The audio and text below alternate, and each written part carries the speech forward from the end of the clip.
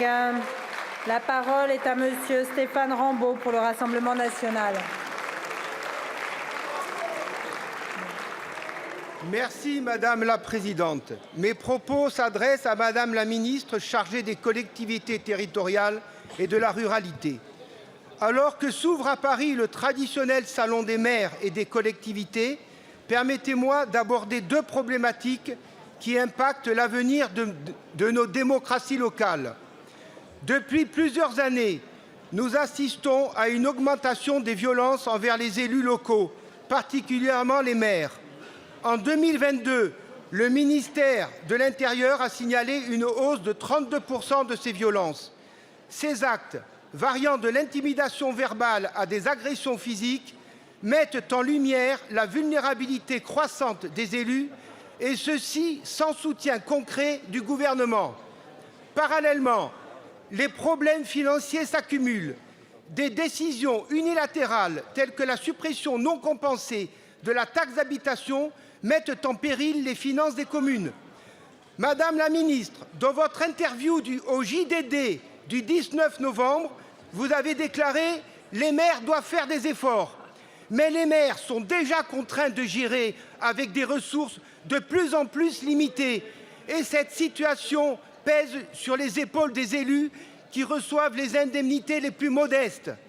À cela s'ajoute le retrait progressif de compétences essentielles aux communes, comme illustré par le cas de la ville de Lacros, dans ma circonscription du Var, où le PLU pour construire une clinique a été unilatéralement mis à l'arrêt par la métropole, ceci contre le gré de cette commune et sans l'avoir officiellement informée, alors que le maire avait lancé la révision.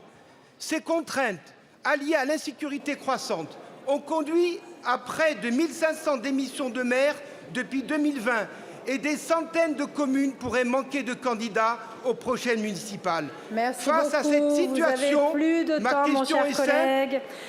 La parole est à Madame Sabrina Agresti-Roubache, ministre en charge de la citoyenneté et de la ville.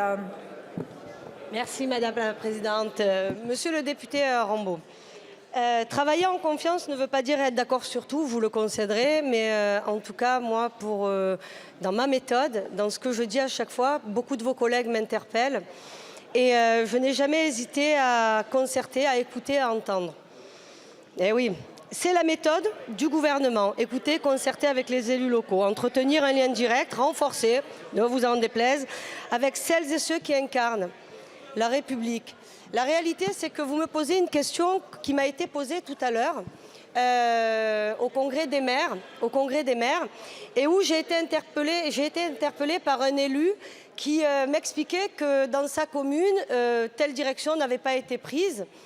Et je lui disais, écoutez, sur les cités éducatives, si dans votre collectivité territoriale, dans votre commune, vous estimez dans votre conseil municipal que ce n'est pas une bonne mesure à prendre, ou c'est pas une bonne, je finis, et que ce n'est pas une bonne direction, l'État ne peut pas se substituer à tout. On se connaît, on vient du Sud tous les deux.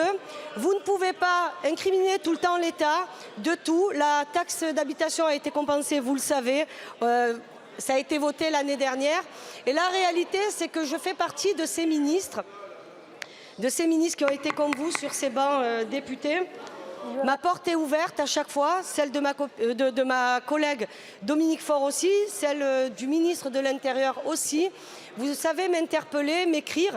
J'encourage tous les députés de cet hémicycle à le faire parce que vous avez systématiquement une réponse, un oui, un non, une réponse directe et jamais je me dérobe. Et le gouvernement encore moins. Je vous remercie, monsieur le député. Merci beaucoup, Madame la ministre.